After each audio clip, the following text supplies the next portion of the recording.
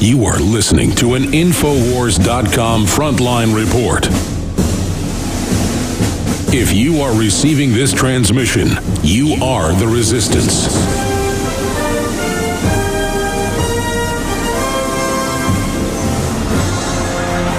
From deep in the heart of FEMA Region 6, Austin, Texas, transmitting worldwide, it's Alex Jones.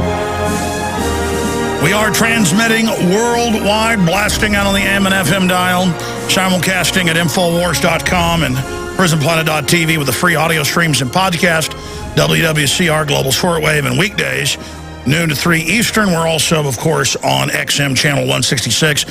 They're not picking up the Sunday show. I need to get around to lobbying them to do that. Again, thank you so much for joining us.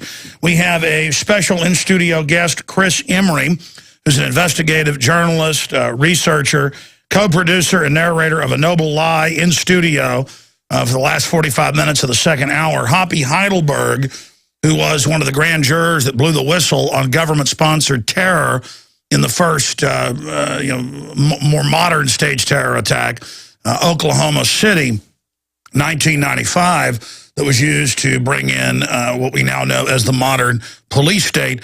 He died last week after a long battle with cancer, and I conducted what I know of as the last interview with Hoppy, and we re-aired that on InfoWars Nightly News Friday. By the way, InfoWars Nightly News is Monday through Friday, 7 o'clock Central, 8 o'clock Eastern, at PrisonPlanet.tv and InfoWarsNews.com.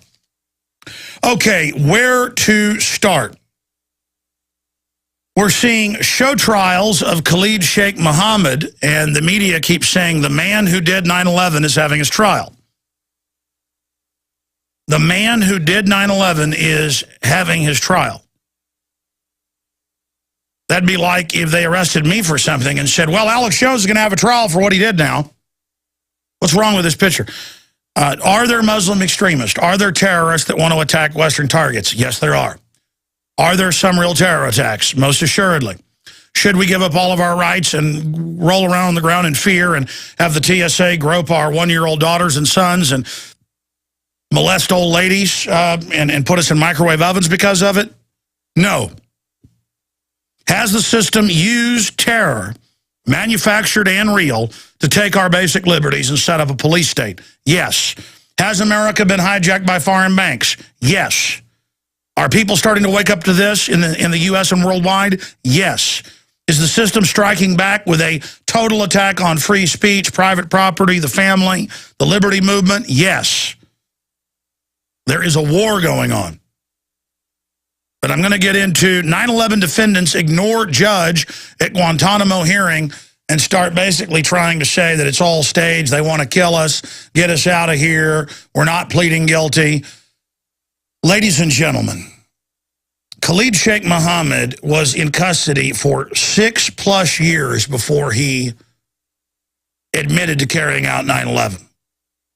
And then they had him grow the big beard and get all scary and put a turban on his head for TV cameras.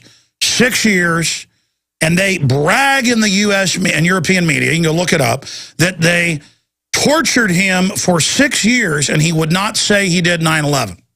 And sign on to all these fake email statements that have been put out in his name. Until they brought his son in and said, we're going to torture him. And then he said, I'll say whatever you want. He confessed to bombing a building that wasn't built until 4 years after he was in custody.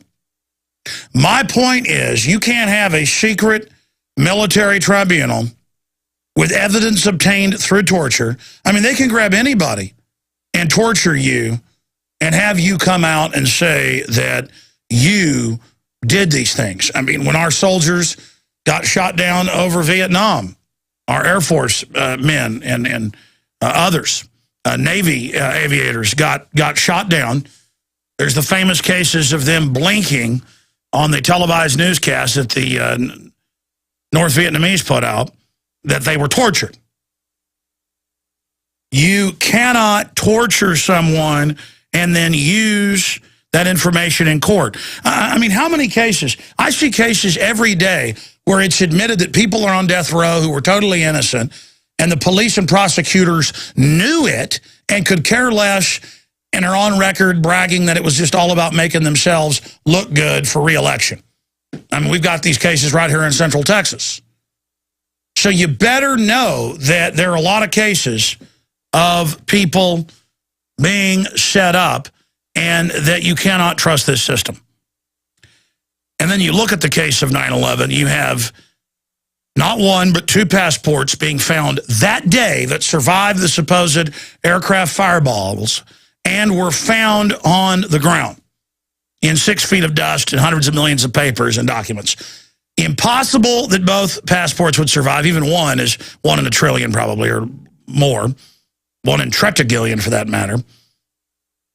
And the fact that they would find them, that is like saying you found a real live garden gnome smoking a pipe in your backyard. Or you found a real live bunny rabbit laying eggs on Easter morning. Folks, it's not true. And then I could go into hundreds, literally, hundreds of other things about 9/11 that are lies. And then they lie to you about WMDs. And they lie to you about everything else, and they get caught. Because the Federal Reserve is private and has totally taken the federal government and the mainstream media over. And there is no lie they won't feed you. Hey, did Al-Qaeda and Project Shad take thousands of U.S. troops and in many cases kill them with chemical, biologicals, and radiologicals? I'm asking you that question. Are you going to look up Project Shad? I'm sure you've heard of testing lethal substances on troops and foster children. Did Al-Qaeda do that? No, the supposed people that run our government did it. And I raise this because here it is in the New America today. Circuit Court grants qualified immunity to torture memos author John Yoo, White House lawyer and advisor, who said, we can bury people alive, we can crush someone's child's sexual organs in front of them to make them talk. Bush authorized the torture. When people got caught doing it, they were sent to prison, and then Bush published a book 2 years ago bragging he ordered the torture. But they sent the people who got caught to prison. And the Army's own report, just look up Army report on Abu Ghraib torture, one of hundreds of camps worldwide, black sites, admits children, just type in children were raped in U.S. camps. And it is admitted, the Army's own report, and I cannot say on air what they did to these children, but it involved battery acid in orifices.